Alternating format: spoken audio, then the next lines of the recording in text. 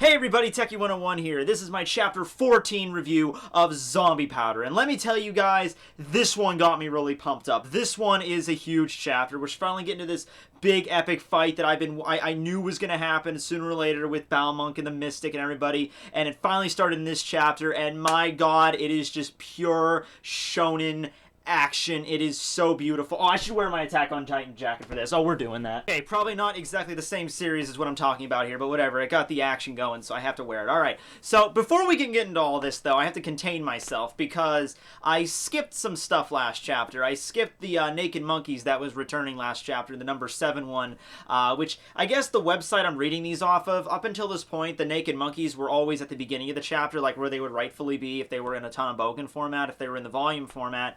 These recent ones I've been reading, though, they put the Naked Monkeys at the end of the chapter, so that way it's hard for me, sometimes it gets confused, but they're numbered, so I really shouldn't have.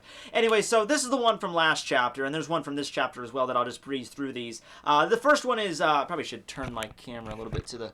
Okay, there we go.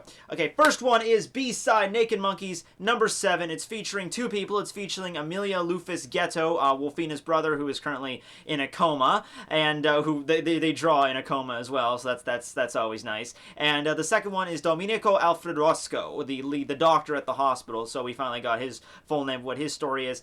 There's not a lot of information on Wolfina's brother, considering the fact, you know, he's been in a coma for the past 8 years. So he's 16 now, and Kubo kind of goes into elaboration more on exactly choosing his name. Apparently, he wanted to pick an Italian-style name, and you know, he didn't know which one to pick, so he made a list of like 80 Italian names and just went with Emilio. The runner-up was Federico. So Federico, Emilio, that either of those could have worked really cool. I do like Emilio better though. He likes to eat fried chicken and grape-flavored candy. He dislikes celery and horror movies, and this is at age 8 though. So hey, they have horror movies too in this world. So it's just world building all the time, Kubo. It's maybe not your strong suit, but hey, you're not really known for that. Alright, so the next one is Dr. Roscoe. He's 59 years old, and you know, this is mostly just one thing I want to bring up from here. Not really much. It's barely a paragraph of information here. He likes peanuts and sitcoms, so that's already just kind of scary that he likes sitcoms and he watches them for entertainment. But also that he has a 3rd-degree black belt in judo. And now I'm just imagining him just like breaking out, like apparently when he was threatening Mystic a couple chapters ago, he's like, I'll protect these patients with my life. Apparently he could. You know, I'd like to see that. You know, Mystic tries to grow in the hospital and he like roundhouse kiss the fucker into the side of a wall. You know, that'd be pretty beast to see. But okay, so that was last chapter's Naked Monkeys. So now we're moving up to this one. And this one's is Naked Monkeys number 8, and it's featuring the man himself, Mystic, Baragnag Boini Bartamalia Balmonk. I would kill my parents if that was my name. Like, as soon as I became of age, you know, just the fact of somebody that gave that man his name, I would, you know, like, oh, man, you do not know, like, this guy in school, this is why he's evil. Like, I can guarantee you right now, this is why he turned evil, you know, in school, he had to, like, max out the freaking top of the paper just to write his freaking name out. That'd be hell on him. But anyway, so... I'm sorry, dude. I'm really sorry. Anyway, most about this guy is unknown and written as mystery.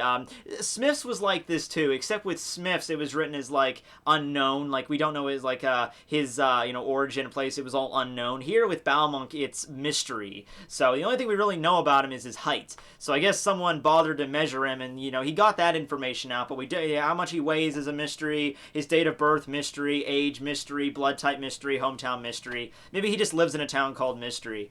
But anyway, not much really to him. He has a very, you know, very eely, like, snidely whiplash mustache. You know, Kubo actually writes that in there, his mustached magician with the alias Mystic. He travels around with his strange tent and his circus troupe of the damnation themselves, I suppose. He has a habit of saying Kurosho, which means wonderful in Russian. He does have kind of a Russian feel going on. I will give him that much. He kind of has that going on. He seems kind of like French-like, too. So, alright, he's a French-Russian. He's just diabolically, he's a strong warrior, but he's also a coward. That's an interesting combination there. I apologize to the great country of France and Russia.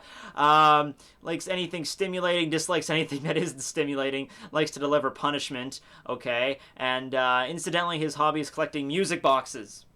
So yeah, that's all Gamma has to do. Gamma barges into the circus. Balmonk's like, bring it on, bro. And Gamma just breaks his prize music box collection, and he just breaks out crying. All right, well, that's already 6 minutes into the video, so I apologize for taking that time away from you. So let's just get straight into the chapter here. All right, so it started off from last chapter where we had Wolfina, taking Emilio out of the hospital, planning on just, getting out of town and going somewhere else, getting her brother out of there before Mystic shows up. Now, remember, Mystic said he'll be back tomorrow night. Now, this is still the same day that, Wolfina and Gamma met. So I guess she still thinks they have a day to get the hell out of here. So she goes to her motorcycle, puts Emilio kind of like in this trailer in the back, and she hears somebody in front of her motorcycle. She turns on the headlight, and she sees a shadowy figure, and that's where the chapter ended. And in this one, it turns out that it was, in fact, Gamma that was standing there with his all, very, like, leather appearance, I'm sure, like, reflected off of the freaking headlight. That's why she noticed him. But, so we all thought it was Balmonk, okay? We all thought it was Mystic that showed up to try to take her down. But no, it was Gamma. And he brings up the fact, like, oh, you're trying to get the hell out of here before Mystic shows back up, okay? Well, I thought you might do that. But it's a good thing I showed up here. Hand your brother over to me. Now, without even really elaborating on why he wants Wolfina's brother, before he really has a chance to explain his reasoning, Wolfina just immediately jumps to, oh, you're a villain. I knew you were evil to begin with. I guess I should have believed what the rumors say. Well, you're not getting my brother. You're not getting the Ring of the Dead. You're just a criminal. I'm getting the hell out of here. Jumps on her freaking Harley and just drives off into the freaking night. And Gamma's just left in the dust here. It's like, wait, you freaking let me finish what I was gonna say. So he's standing there in the dust, and then he gets, like, smacked on the head by like a soda can that freaking Elwood chucked at him. So they're finally back on the scene. Elwood and Smith, they're hiding in the bushes, I guess, this entire time. And Elwood jumps out and he starts shouting at Gamma. He's like, well, what did you think was gonna happen if you started off a conversation with, let me see your brother? Like, what you think was gonna happen? Of course she was gonna freaking book the hell out of here from a known criminal. She's known you for less than 12 hours, dude. She's not like on the level of trusting you yet.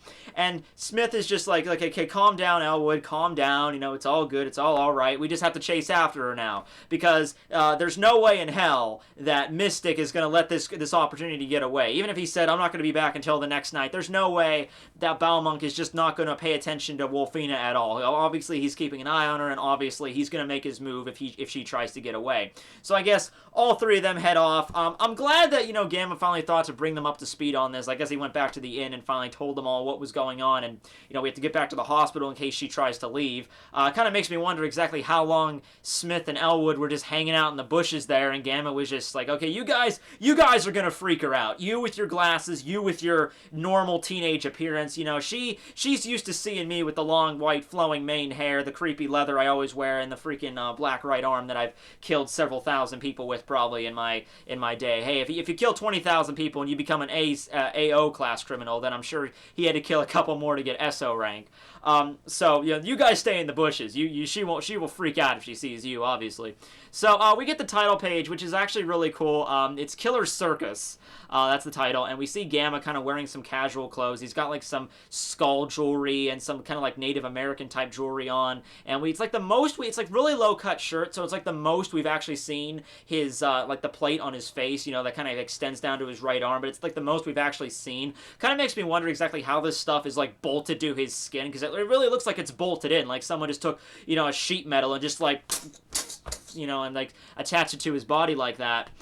So I really wish we would find out about that in the future, but never mind that now. We have an awesome motorcycle chase to get back to. So we have Wolfina hauling ass across the freaking desert. She's out of town at this point, and she's like, oh, don't worry, Emilio, I'll definitely save you. And then she hears this creepy voice just in the night, just calling out to her. He, we can't have this now, miss, now can we? You could not wait until our performance tomorrow night, could you now? What an impatient lady. So all of a sudden, right in front of her, these like 6 unicyclists. Now follow me on this, okay? Because this is where it gets weird. We have 6 unicyclists that rocket into the air, spread a giant white tent over Wolfina's bicycle that's like several, it's a circus tent, so this thing's pretty big.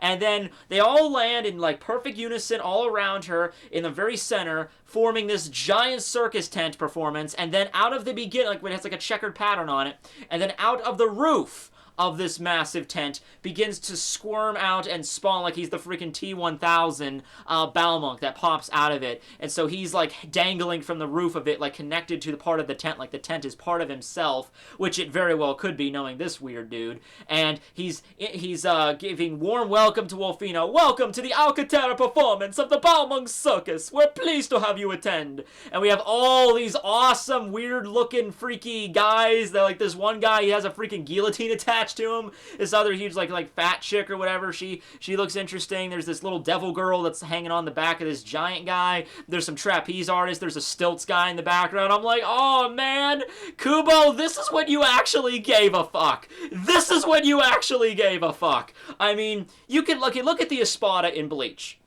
The Espada in Bleach, they all kind of had unique appearances, but they were never as colorful as this little bunch right here. I mean, each one of these people, you can tell Kubo actually had storyboards and like personal designs for each and every one of these guys. You know, each one looks all different and unique, and they actually belong in a circus performance. You know, they all have very unique tattoos and their clothing. It's not like he could have easily did like the Espada and all thrown in like the same appearance, like maybe something similar to Mystic, but no, Mystic is like the ringleader of the ticket master of the circus, you know, and he's leading this entire group of all these very colorful people. It looks like somebody, like if there was like a demented circus and, you know, like you were actually, like they were actually a threat and they were actually coming to kill you, like in your nightmares, this is what I would imagine coming after me. Like this is like the Devil's Circus or the Nightmare Carnival or something, like the Devil's Carnival, I should say. That's an actual movie. It's a musical too. It's really weird.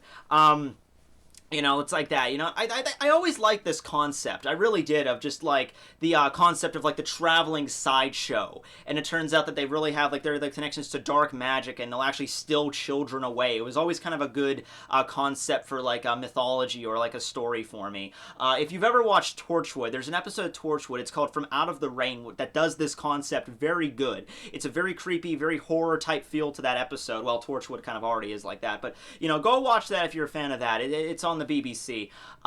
But yeah, so there's this awesome like display of all these circus performers in front of her, and Gamma's just like sitting there. She stops her bike and she's like, ah, shit. So, you know, a Balmonk appears and he's just like, oh, if you're worried about the fee, don't worry, young lady. I'll just take your brother, for example. And of course, you know, she turns around and she's, you know, like, okay, I guess he's doing this. So she revs the engine. She tries to get away. These crazy clown guys just pop out of the freaking ground with these like sabers in their hands, and they just like stab right through Wolfina's wheel spokes so she can't get away, and she like wrecks her car, and they all pull their freaking knives on her like directly. And Balmonk just like, he lands on the ground, and he's just so very suave in this whole ordeal. He's just like, he's in control here. He knows he's in control. He knows nothing that Wolfina can do is going to be able to hurt him, depending on all this backup he has. This is his little zone that he has, so he's perfectly calm. He's just like, calm down, miss. It's not like I'm asking to take your entire brother away. Do you know where the Ring of the Dead actually settles when it actually starts eating a human being? Do you know where the core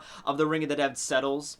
It's in the brain, my dear. So all I really need from your brother is everything from the neck up. You can have everything else. It's not like I'm separating you. And he does this awesome little monologue where you have to wonder something, where he actually begins to talk about all the stuff that Wolfina's been saying to her brother. Like he's been spying on this girl for years. Well, I guess a whole year since they've been in Alcantara. Like it's been like he's been spying on her like every night, because he's like, you go to his hospital and you clean his body and you tell him stories and you save you grown, and you reassure him every night that your sister will save you because he's already dead. You fool, he's already dead. It doesn't change a thing. And, you know, just beating this girl down. But then, just when, you know, she thinks she's gonna just like fall to the ground and cry, the freaking roof of this tank gets ripped open. Gamma lands on the ground. He stomps the freaking clown guys that are like holding Wolfina captive with their swords, you know, pounds those guys into existence, shreds one with his sword. You know, they all fall down. There's like 5 or 6 of those guys that are already dead.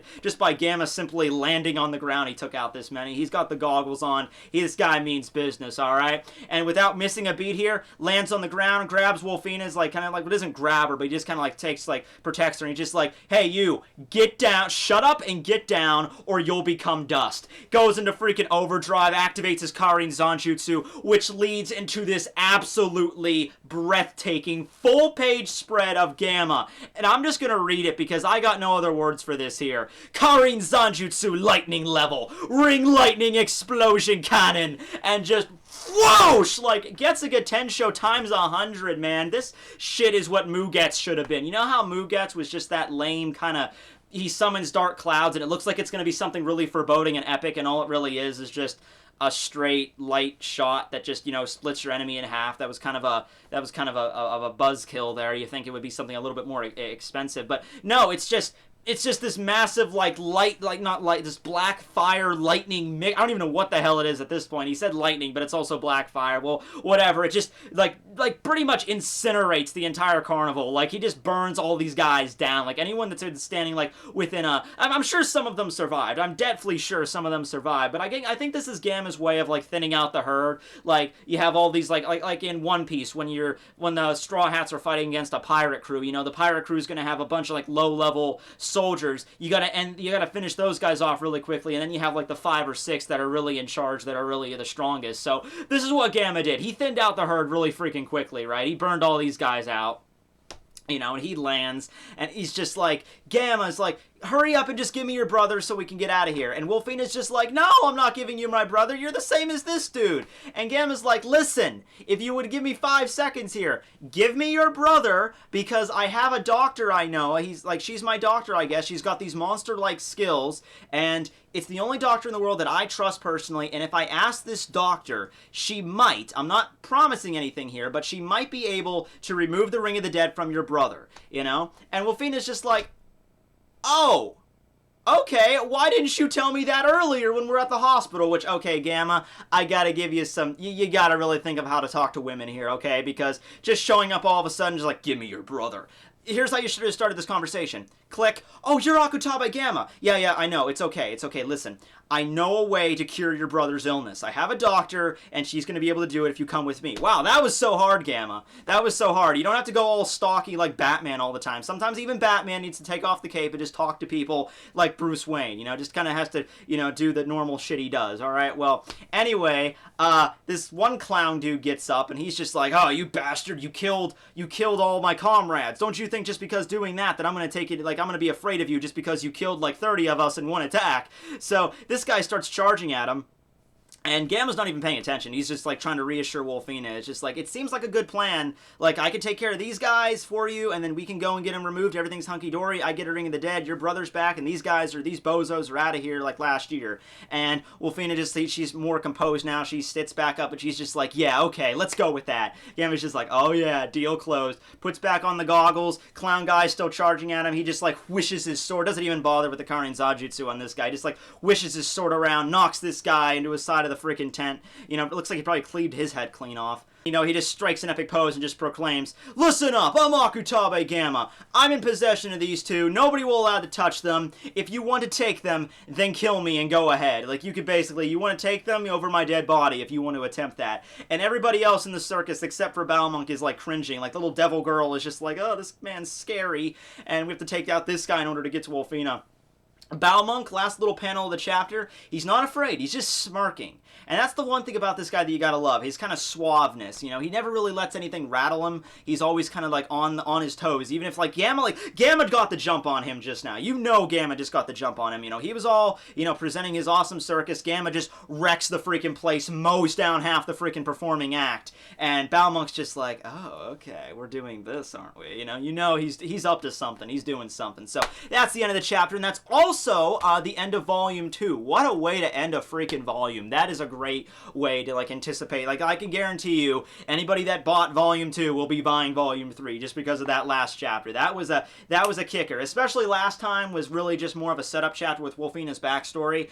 This one was, like, really good action. This one's finally setting up the first major battle of this entire series. Now, I just want to talk really quick, because I know I'm kind of running over the limit here. We're already around 20 minutes into this. But I really just want to bring up exactly how important the first major battle is for any series.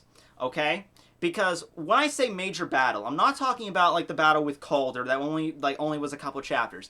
I'm thinking battle that takes several chapters, like an actual story arc ending, like, you know, like a big epic battle. Because when you start off a manga series, you basically have two ways you can go with it. if you can go with a hero, the protagonist, that is just becoming of age, isn't really powerful, and he has to spend the entire series getting stronger and stronger. This is like Naruto from Naruto. He starts off relatively weak, and he has to spend the entire series getting stronger and stronger. That's one way you can start off a series, a shonen series. Another way is the way that Kubo did it with Zombie Powder, whereas Gamma he's already strong. He's already wicked strong. He's already well known as being wicked strong. So in that sense, the idea is not about him getting stronger. The idea is him meeting enemies that can actually match his steel, that are equally or stronger than he is, okay? When fighting against any of the, King Cuero's gang at the beginning of the chapter, or even up to Calder, you know, it wasn't really a threat. It wasn't like somebody that could actually manage to hurt him, you know? He might manage to get a little banged up, but he was going to win regardless, okay? Balmonk is the guy that might actually manage to get some blows off on him, might actually manage to hurt him, critically wound him. It might actually be a first major fight. That's what I'm talking about here. And also, we have this entire circus troupe here. We have a bunch of characters that I'm sure survived. We have Gamma, we have Smith. It's not going to be like they can all team up on Balmonk and take this guy down. Smith is probably going to have a fight. Elwood's probably going to have a fight. Wolfina's probably going to have a fight. And I'm looking so forward to this, and I really hope Kubo can do this well, because this chapter was it was above my expectations. It surely was. I'm kind of going beyond the limit here, so I'm going to stop right here. But I hope you guys enjoyed the chapter. Come back next time. We're going to start Volume 3, and the battle will begin. I hope so. So yeah, Tekking101, signing out. See you guys.